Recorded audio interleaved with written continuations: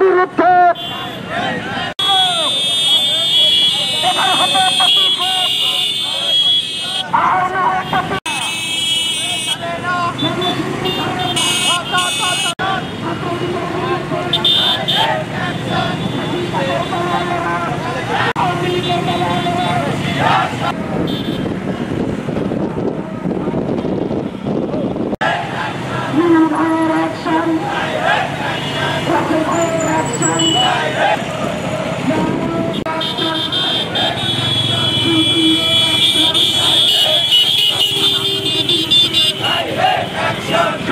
এই বাংলাদেশে যারা ফ্যাসিস্ট সরকার হিসেবে চিহ্নিত ছিল, যারা গণহত্যাকারী দল ছিল, যারা ভোটাধিকার হরণকারী দল ছিল, সেই ফ্যাসিস্ট আওয়ামী সরকার বিগত ছাত্র জনতার আন্দোলনের মাধ্যমে 24-এর গণ অভ্যুত্থানের মাধ্যমে এদেশ থেকে পালাতে বাধ্য হয়েছিল।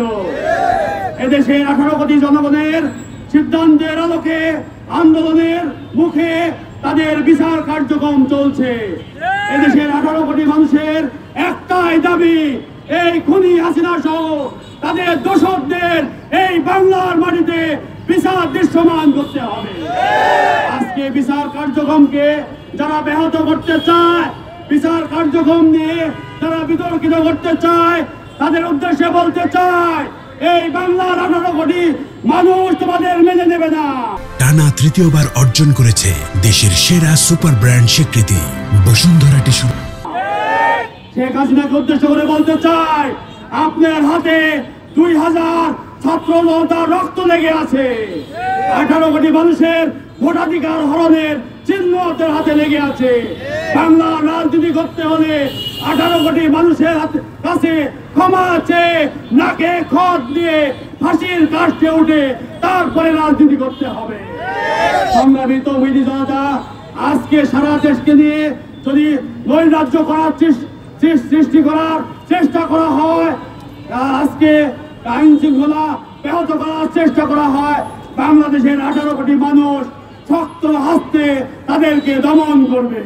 আইন শৃঙ্খলা বাহিনীর সদস্যদের আহ্বান রাখতে চাই, দেশের সার্বিক শান্তি শৃঙ্খলা পরিস্থিতি স্বাভাবিক রাখার জন্য যেখানে আওয়ামী লীগ লোকজন সেখানে পিটানো হবে। আওয়ামী লীগের প্রশ্ন কোনো প্রশ্ন না। বাংলাদেশের সর্বদলীয় ঐক্যতার আহ্বান করতে চাই, যেখানে লীগ সেখানে পিটানো কর্মসূচি গ্রহণ করতে হবে। আজকে যারা গণহত্যা চালিয়েছে, এই গণহত্যার দোষর আওয়ামী লীগ সহ জাতীয় পার্টি সহ যারা ছিল, তাদের বিচার কার্যক্রম দিচ্ছেন রায়ের মাধ্যমে বাংলাদেশে কার্যকর করতে হবে।